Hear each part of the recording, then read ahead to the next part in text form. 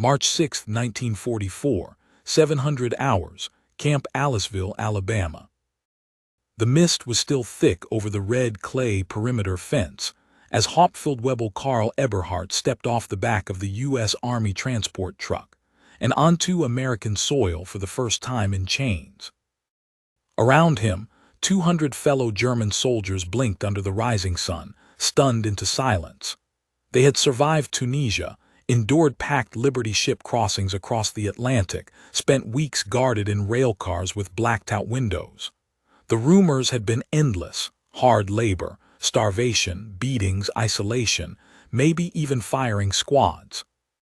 The gates of the camp swung open, and the Americans didn't raise their rifles. They waved. The sergeant at the gate wore a clean uniform, a broad grin, and offered a half salute with one hand as he motioned them through. "Welcome to Alabama, boys." Eberhardt froze. The air smelled sweet. He caught it again as they crossed into the compound, a thick, sugary perfume hanging above the gravel paths. Not food, not diesel, not gunpowder, something cold, artificial. He tilted his head toward Obergefreiter Weiss beside him. "Do you smell that?" Weiss sniffed, frowned. "Soap." It wasn't soap. It was chocolate malt and carbonated syrup. It was milkshakes. And the Germans had no idea what they were walking into. They were prisoners of war. But inside these fences, they were about to experience America. Not the guns, not the bombs. The excess. And nothing stunned them more than the soda fountains. The line started just after morning roll call. By 800, the Americans had unlocked the recreation hall, a two-story wood-paneled building with murals, chessboards, and books in German. A jukebox played Glenn Miller at low volume near the back wall, and in the center stood the machine itself, stainless steel, illuminated, humming quietly like some futuristic monument. The soda fountain. An American GI behind the counter took his position like a bartender in some small-town diner. He smiled at the Germans with all the ease of a man who'd never seen a firing squad and tapped the side of the machine. "Vanilla, chocolate, or strawberry, one per man. Bring your own tin cup." Eberhardt blinked. "Strawberry." By 8:15, 24 prisoners stood in line, not for food, not for interrogation, for milkshakes. The Americans behind the counter poured the thick mixture into tin mugs like it was nothing. To them, it was routine. To the Germans, it was unreal. Back in Tunisia, men had died over a crust of black bread. On the Liberty ship, they had shared one bar of soap between 15. Even before the surrender, Eberhardt hadn't seen real milk in over a year. And here, in the heart of their enemy's country, there was a machine just for cold drinks. Not rationed, not scarce. Expected. He took his cup, still unsure. The liquid inside was pale pink and cool, the foam clinging to the rim.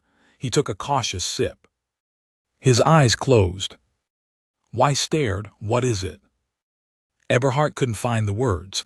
"Cold, sweet, like." He tried again. The taste bloomed across his tongue, unplaceable and luxurious.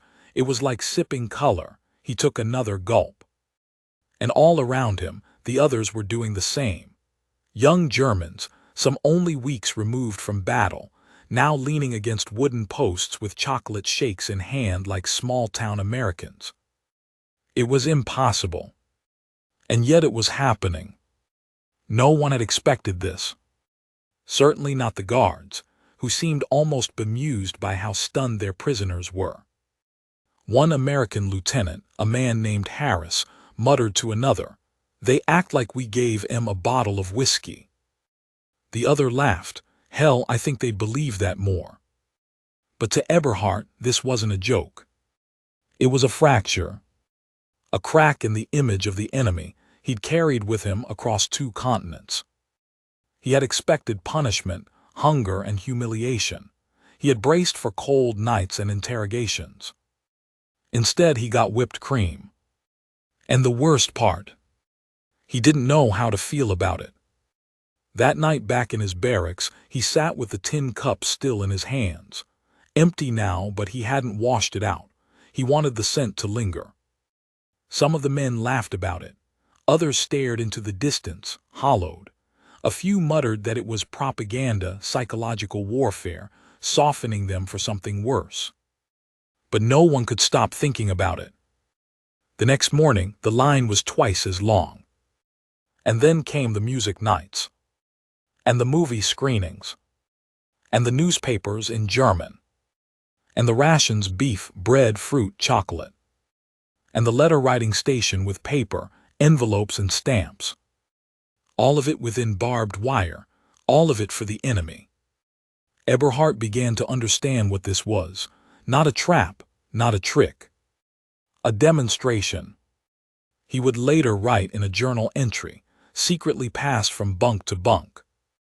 They do not need to hurt us. They simply show us what they can afford to give away. Back home, Germans had queued for soup with ration cards. Here, they queued for milkshakes with tin cups. And every sweet sip tasted like a quiet kind of surrender. By the end of their first week, the prisoners at Camp Aliceville had memorized the milkshake schedule better than roll call. The American guards barely had to announce it anymore. The men would line up as early as 6:30, tin cups in hand, eyes still bleary from sleep, boots barely laced. The ritual had become reflex. But it wasn't just about sweetness anymore, not really. It was about what the milkshake symbolized and what it didn't. There were no guns waiting at the front of the line. No lectures, no interrogation, no barked orders. Just an American sergeant with a towel over his shoulder, asking, vanilla or chocolate, like it was the most normal question in the world. And that's what shook the Germans most. Not the flavor. The normalcy. They had expected punishment. They got routine. By their second week, the rumors had already started. Whispers passed through bunks, scrawled notes slid under doors. The Americans were trying to change them. This wasn't mercy. It was soft power. They're breaking us without laying a finger, one man muttered at the end of his shift in the laundry building. They want us to like it here. And some did. Not openly, no one wanted to be the first to say it out loud. But it was obvious. In the rec hall, the library grew crowded. Men read American newspapers translated into German, the Chicago Tribune, the Montgomery Advertiser, sometimes even clippings from Life magazine, carefully snipped and pasted into multilingual newsletters. The prisoners read about factory strikes, baseball games, political debates, and soft-serve ice cream machines being installed in Kansas schools. Eberhard, once a hardened loyalist who had carried out discipline orders in North Africa without flinching, now found himself thumbing through a glossy page that showed American teenagers at a 4th of July cookout, holding Coca-Cola bottles. There was no malice in their faces, just ease. He turned the page and found a photograph of the USS Iowa, a floating cathedral of steel, with sailors eating hamburgers on deck. He realized he had never seen a photograph of a Wehrmacht soldier smiling that way, not once. And then he noticed something else. Those Americans were holding milkshakes. In the middle of the Pacific. At war. With all the resources poured into ships, bombs, and bullets, they still made time for milkshakes. Eberhard looked around the barracks. The man beside him was writing a letter home, a pencil clenched awkwardly in his calloused fingers. Across the room, someone was listening to swing music on a phonograph. They were prisoners, and yet the day had passed with less fear than any he had lived through in 2 years of war. He remembered the faces of the men he had watched interrogated by the SS. He remembered screams, cracked teeth, the silence after. There were no screams here. No cracked teeth. Only strawberry syrup and Benny Goodman records. When the camp issued baseball gloves and set up a diamond near the northern fence, some men refused to touch them. "We are not here to play games," one officer growled. But 3 days later, that same officer was seen striking out with the bat, then laughing when a guard jeered from the pitcher's mound. And then came the mail call. It arrived in crates, wheeled in on carts by American soldiers who barely looked old enough to shave. Hundreds of letters from Kansas, from Nebraska, from Detroit, from teenage girls, school teachers, church groups. Most of them began the same way. "To a prisoner of war, we hope you're safe."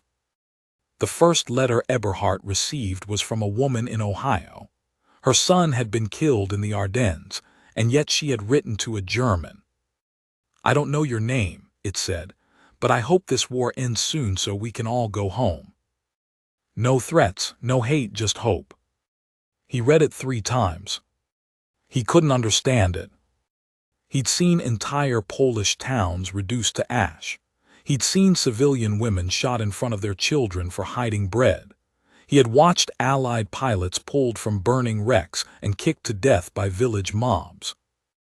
And now here he was, sipping ice-cold strawberry milk on a porch in Alabama, while a GI with freckles handed him another letter from a stranger. At night, when the barracks went quiet, he lay on his cot staring at the rafters. What kind of enemy behaves like this? Was this even enemy behavior at all? He found himself wondering if his own army would have done the same. If the Americans had lost North Africa and American prisoners had been brought to Saxony or Bavaria, would they have gotten beds, newspapers, milkshakes? He already knew the answer. No, absolutely not. And that was what frightened him most. This wasn't weakness. It was dominance. The Americans didn't need to starve their prisoners. They could afford to feed them. They didn't need to torture. They could afford to be kind. They didn't fear ideological contamination. They welcomed it. And the tool wasn't a rifle. It was a fountain. Cold milk, sugar, and routine. That's what cracked the image of the unshakable Reich. The Third Reich had built a war machine. The Americans had built a country. He couldn't unsee it. And he wasn't the only one. One day during recreation hour, a guard saw a POW sketching in a journal under the elm trees. Not just writing, drawing. Curious, the GI wandered over. The sketch showed a soda fountain machine, perfectly detailed, every line carefully inked. But instead of men, it was flanked by tanks, jets, aircraft carriers. A caption beneath it read in block letters, "This is how America wins wars." The guard didn't laugh. He just nodded and walked away. That night back in the bunkhouse, Eberhard reread the Ohio woman's letter. He had memorized the closing lines. "When this is over, maybe you'll come visit. I'll buy you a milkshake." He didn't cry. But he folded the letter carefully, placed it beneath his cot, and stared at the dark ceiling for a long time. The loudspeakers played, "Don't Sit Under the Apple Tree," somewhere near the recreation yard. And he thought, not for the first time, we lost the war the moment they handed us that first cup. The season changed slowly in Alabama. By early May, the red clay dust around Camp Aliceville had baked dry beneath the southern sun. The trees outside the fence bloomed with green, and the prisoners, now in their 3rd month on American soil, found themselves living in something that barely resembled captivity. The milkshake lines had not stopped. If anything, they had grown more precise, more ritualized. Guards joked about issuing loyalty cards.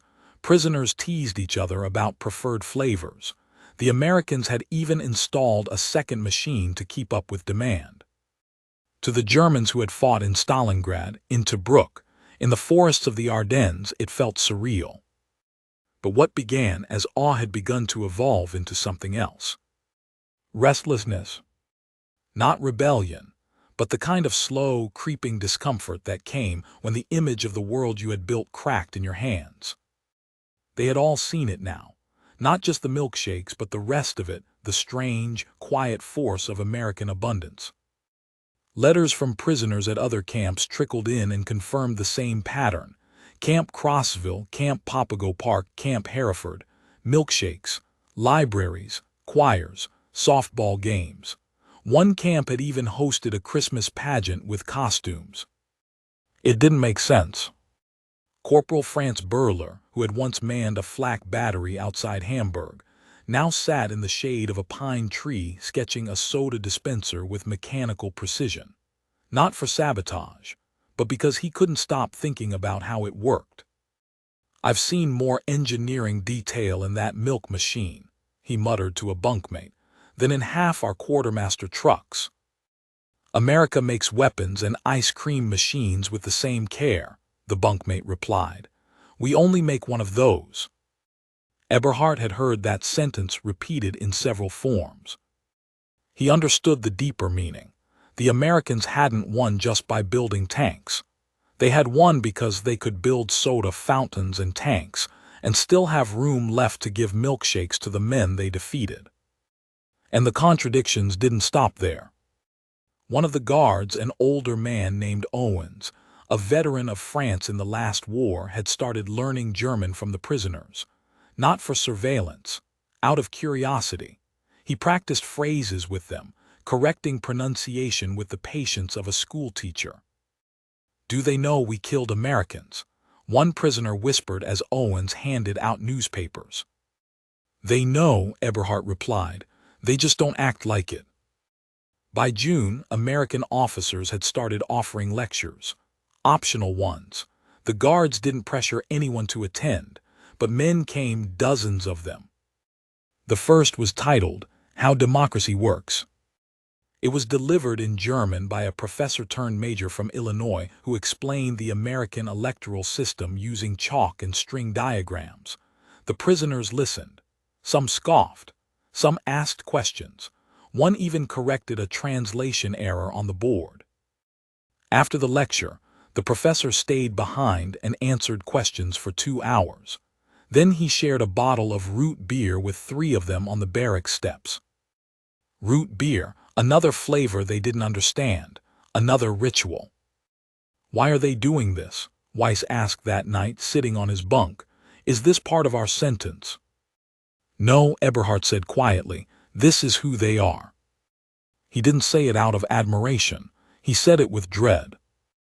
Because he was beginning to understand what made the Americans so powerful. Not just their production. Not just their numbers. But their terrifying confidence. They weren't afraid of exposing their prisoners to luxury. They weren't afraid of revealing the cracks in their own system. They trusted that even the enemy, once exposed to their way of life, would begin to see things differently. And in many cases, they were right. One afternoon, 2 German NCOs from Bavaria approached the camp chaplain after Sunday service and asked quietly if they could learn the Pledge of Allegiance. The chaplain blinked. "Why?" "We just want to hear how it sounds," one said. They practiced in secret. No one laughed. In August, the camp received a shipment of frozen goods, ice cream, the good kind, packaged, flavored, caramel swirls in metal canisters preserved in dry ice. The guards organized a distribution day. They made an announcement over the loudspeakers. "No seconds, no pushing, everyone gets the same." That afternoon, 500 German prisoners stood in the sun with plastic spoons, eating frozen dessert as if they were in a Berlin cafe, and not in the heart of Alabama, in the middle of a world war, surrounded by barbed wire. Eberhard sat on a low bench, watching the scene unfold. He saw men with scars, men with medals, men who had driven tanks and stormed beaches, now licking spoons like children. He closed his eyes and let the taste settle on his tongue. It wasn't sweetness anymore. It was surrender. Not of loyalty, not of belief, but of certainty. Certainty that the Reich had been the future. Certainty that the Americans were grady, crude, weak. Certainty that a Europe led by Berlin would eclipse a world shaped by Coca-Cola and jukeboxes. He had watched those certainties melt. Like ice cream. That night someone played a record in the recreation hall, a jazz number. Benny Goodman, he thought, maybe Glenn Miller. The guards didn't stop it. A few prisoners tapped their boots to the rhythm. One hummed along. Eberhard leaned back against the wood-paneled wall and stared at the ceiling fan spinning overhead. The smell of sugar, the sound of swing, the laughter, it wasn't home. It never would be, but it was something he hadn't felt in years. Safety. Not the safety of obedience. The safety of enough. Enough food. Enough space. Enough forgiveness. And that kind of safety, he realized, was more dangerous than any weapon. Because it stayed with you. Even after you left. Summer pressed into Alabama like wet cloth against skin. August came with heavy skies and the sharp scent of cut grass, but inside the camp, life took on a rhythm that no one, prisoner or guard, had expected. Eberhard woke now not to fear but to routine. A roll call followed by breakfast in the mess hall, powdered eggs, bacon, toast, coffee. Real coffee. Then work detail, gardening, carpentry, laundry shifts, all within the camp's perimeter. There were new rumors now, different from the ones whispered in early spring. Not about executions or forced labor. These ones were stranger. They're letting prisoners go to work on farms. Some are writing back to Germany about the freedom they have here. 2 men from Camp Concordia were paroled to help on a dairy farm and came back with photos of the farmer's daughter. The guards didn't deny it. In fact, Sergeant Owens, the same man who'd started trading German jokes with the bunkhouse, told them plainly, "If you behave and you're not too high on the chain, you get work release. We've got crops rotting in Kansas. You want to pick apples or read books, it's up to you." Eberhard thought it was a lie. Until he saw it. The camp bulletin board posted names. 10 men, chosen to leave on Monday for a seasonal contract, 6 weeks on a Nebraska farm, paid, clothed, fed. Some of the names belonged to men who had commanded machine gun squads in Tunisia. It wasn't just mercy anymore, it was unmaking. The war had taken years to build them into soldiers, months of training, of stripped-down identity, of orders barked and obeyed until reflex replaced thought. The Americans were unmaking it all with nothing but clean sheets, sweet milk, and invitations to pick corn. Weiss didn't believe it, not at first, but when he read the letter sent back by one of the parolees, he sat in silence for a full hour. The farmer let me drive the truck. His son shook my hand. I fixed the pump and the wife gave me 2 extra pancakes. Weiss stared at the paper. They're not even watching us. They're just letting us exist. Eberhard didn't reply. He was watching the milkshake machine again. It had broken briefly the week before, a cracked valve, and the guards had ordered a replacement part overnight. A truck arrived at 400. The machine was working again by breakfast. The Germans hadn't complained, but they noticed. That kind of priority wasn't accidental. It was intentional. It was doctrine. The milkshake wasn't hospitality, it was strategy. In September, a new batch of POWs arrived from the French front, some only days off the line. These were not broken men. They still had the tight shoulders and clenched jaws of active soldiers. They looked at the camp with suspicion. And then they saw the line. Tin cups, murmured chatter, the quiet hiss of syrup being mixed with milk over ice. "What is this?" one of them asked. Weiss, now a regular, looked at him flatly. "Strawberry is best." They laughed at first, until they tasted. And the next morning, they stood in line too. But not everyone accepted it. There were holdouts, hardliners. One of them, a sergeant from the 21st Panzer Division, demanded a protest. "We are prisoners of war," he told the others. Not schoolboys on field trip. These people humiliate us with comfort. We spit on their milk. He was ignored. He wrote a letter to the camp commandant demanding stricter discipline. It was returned unread. A week later, he was found sitting quietly beneath the bleachers after recreation hour, holding a vanilla shake. He didn't speak, he just sipped. That same week, Eberhard received his second letter from the Ohio woman. She had written again. Said she'd been thinking about him. Hoped he was safe. Hoped the milkshakes hadn't made him soft. She included a photograph, a faded black and white of her porch, with 2 rocking chairs and a dog curled on the steps. He didn't know what to do with it. So he tucked it under his mattress and said nothing. He didn't want to answer the questions forming in his head. Because the truth was, he liked the idea of that porch. He liked the idea of drinking something sweet without thinking of the Reich. But what did that make him? On October 1st, Camp Aliceville held its first talent night. It was the Americans' idea, a cultural exchange. Prisoners were invited to perform, music, poetry, theater. Guards would judge. The winner got a carton of Lucky Strikes and an extra dessert ticket. Nobody signed up at first. But then one of the older men, a Bavarian with a booming voice, dusted off a Goethe recital he'd memorized years ago. Another prisoner offered to accompany him on piano. They filled the hall. By 2,000 hours, over 400 prisoners sat shoulder to shoulder on the wooden benches. The guards stood quietly at the back, arms folded, no rifles in sight. The stage lights buzzed. The performance began. Poems, Leader, a comedy skit that made even the guards laugh.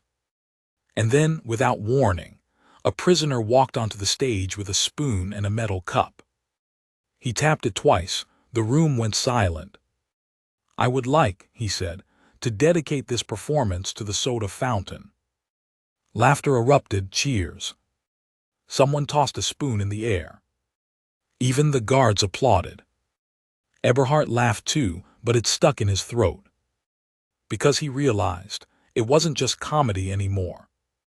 They were owning it, embracing it. That night back in the barracks, he finally wrote a letter of his own. He addressed it to no one. He just wrote, "They don't try to convert us. They don't have to. They simply let us look around. And when you see enough, you stop wanting to go back." The autumn chill crept into Alabama slowly. October turned to November, and the trees outside Camp Aliceville turned gold. In the mornings, the air was crisp, and the steam from coffee mugs curled into the sky like smoke from unseen fires. Inside the camp, the milkshake line still formed. They always would. But now there were no stares, no hesitations. The ritual had been normalized, absorbed. It was no longer a symbol of shock. It was part of life. And that was what frightened Eberhard most. He no longer questioned the flavor. He no longer looked twice at a jukebox. He no longer felt like a prisoner. He felt adjusted. At night he reread the letter from Ohio. Then he reread the second one. She had sent another. This one talked about the weather, about the local harvest, about a town parade. It included a newspaper clipping, a photo of 3 children holding American flags, cotton balls on their cheeks to fake Santa Claus beards. The caption read, "Hope for peace this Christmas." That was the word that kept creeping in, hope. It clung to everything in this country. In December, a Red Cross delegation arrived. Swiss, British, even one neutral Swede. They toured the camp, inspected bunks, food stores, activity logs. They asked questions, took photos, smiled. One of them asked a group of prisoners, "Do you feel safe?" A man beside Eberhard answered quietly, "Safer than we ever did in Germany." The Red Cross man said nothing, just nodded and made a note. 2 days later, the Americans held a holiday dinner. roast turkey, cranberry sauce, mashed potatoes, real pumpkin pie. Every prisoner was served the same plate. One of the guards, in broken German, leaned across the mess table and offered whipped cream. "I never imagined," Weiss muttered, staring at the food. "They're feeding us like kings." "No," Eberhard said softly, "they're feeding us like equals." That night the camp played It's a Wonderful Life in the recreation hall. German subtitles reel-to-reel. Half the men didn't follow the dialogue. Most watched in silence. But there was something about it, the warmth, the way the people hugged, the way they cried without shame, that filled the room with a strange hush. Weiss didn't move once through the film, not even to smoke. When it ended, no one clapped. They just sat there. And outside, for the first time, it snowed. Just barely, a soft dusting on the Alabama dirt. Eberhard stepped out into the cold. His breath came in clouds. The lights from the barracks glowed through the fog. He heard music from the chapel, a hymn, sung off-key by a group of Lutheran prisoners. He felt something ache in his chest. He walked to the fence, stared through the barbed wire. On the other side, just beyond the gate, a U.S. military truck idled with its headlights on, waiting to transport the next group of parolees to work release. He wondered what Ohio looked like right now. He wondered if that woman's porch had snow too. And he wondered, not for the first time, what it would be like to walk down her street with a newspaper under his arm and no uniform on his back. No armband. No fear. No Reich. Just a cup in his hand, a place to sit, and a life no one wanted to take. Behind him, Weiss spoke. "What happens when we go back?" Eberhard didn't turn around. "I don't know," he said. But in his heart, he already knew the answer. Eberhard stared at it, then at Owens. "You didn't have to," he said. "I know," Owens replied, "but you'll miss it." He took the cup, drank slowly, closed his eyes. And when the truck rumbled forward toward the train station, Eberhard turned his head and watched the fountain disappear through the chain-link gate, shrinking until it was no more than a flash of stainless steel against the Alabama sky. The train ride was long, through Mississippi, up through Tennessee, across Kentucky. Dozens of prisoners crammed into boxcars converted into temporary seating, whispering about what awaited them on the other side. Was there still a Reich? Was there still a home? At the port in New Jersey, American officers handed each man a final envelope. Inside, identity papers, ration stubs, 2 meal vouchers, and a letter. Typed, neatly formatted. In German. It read, "The war is over, you are free men. What happens next is up to you. But know this, you were not hated, you were fed, you were heard, you were seen. What you do with that is your choice." Some men read it and laughed. Some crumpled it and threw it away. Some folded it neatly and hid it in their shirts like scripture. Eberhard folded his and placed it behind the Ohio letters. The ship back to Europe was slower than the one that had brought him to America. The sea was rougher, the air colder, but he felt no fear. He stood at the rail most nights, staring westward, thinking about jukeboxes and breakfast lines and what it meant that the guards had known every prisoner by name. And when he arrived in Bremerhaven, the silence was deafening.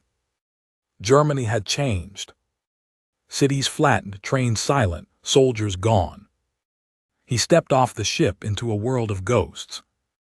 No one cheered. No flags flew. Just wind and rubble and tired men carrying boxes. A woman stood by a cart with boiled potatoes. He handed her one of the ration stubs. She took it without a word.